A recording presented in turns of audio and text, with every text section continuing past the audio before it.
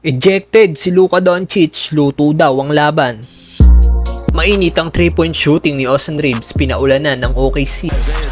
Lakers laban sa OKC Thunder para sa second game ng kanilang back-to-back matchup. Available lahat ng first 5 ng Lakers, pwera lang kay Rui Hachimura matapos maging listed as questionable kahapon. Well, first quarter mainit pa rin ang outside shooting ng Lakers, 3-point shot by Austin Reeves na sinundan pa ng isang 3-point shot ni Dorian Finney-Smith. Wide open Dorian Finney-Smith and they're 2 for 2. Sinagutan man ito ng isang 3-point shot ni Chet Holmgren, another 3-point shot para kay Finney-Smith. 77. Agresibong OKC sa painted area, napatimeout na ang Lakers dahil 5 points na ang lamang ng home team. Sagutan ng 3-point shot ang dalawang team, 10 points na ang lamang ng OKC matapos ang ikatlong 3-point shot ni Lu Dort. Baba kagad sa 5 points ang lamang ng OKC after ng pull-up jump shot ni Luka at end 1 ni Austin Reeves. Si SGA naman ang pinasabitan ng Lakers guard, another end 1 para kay AR-15. 12 points na kagad si Austin Reeves. Baba na sa isang puntos ang lamang ng OKC matapos ang 3-point shot ni Jordan Goodwin. Nakagawa na rin ng isang 3-point shot si Luka Doncic na sinundan pa ng isang end 1 ng Lakers superstar. Nakuha na ng Lakers ang lead after ng isa na namang 3-point shot ni Jordan Goodwin.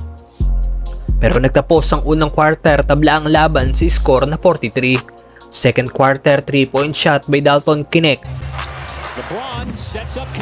Grabe init ni Austin Reeves, 18 points na kagad ang Lakers guard.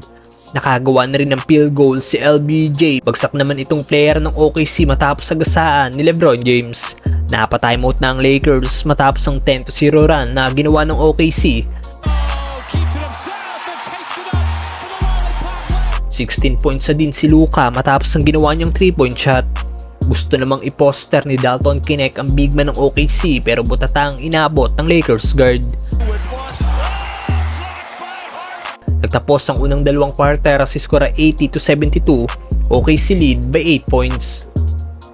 Third quarter, takeover mode na ang tahimik noong first half na si LeBron James, 19 points na ang all-time scoring leader. After nang ginawa niyang 3-point shot, baba na sa isang puntos ang lamang ng home team. Nakuha na ng Lakers ang lead mula sa 3-point shot ni Luka Doncic. Napatimeout na ang OKC matapos ang ginawang dunk ni Jackson Hayes, abanti na ng 6 points ang Lakers. Pero dahil sa mga puntos ni SGA, nagtapos pa rin ang third quarter. Isang puntos na lang ang lamang ng visiting team. Fourth quarter nang ma-eject si Luka after hindi magustuhan ng referee ang sinabi ng Lakers superstar. Nasundan pa ng isang technical ang Lakers dahil sa pagbutata ni Vanderbilt kay Alex Caruso. Nang mawala si Luka, dito na natambakan ng Lakers at nakuha ng OKC Thunder ang panalo.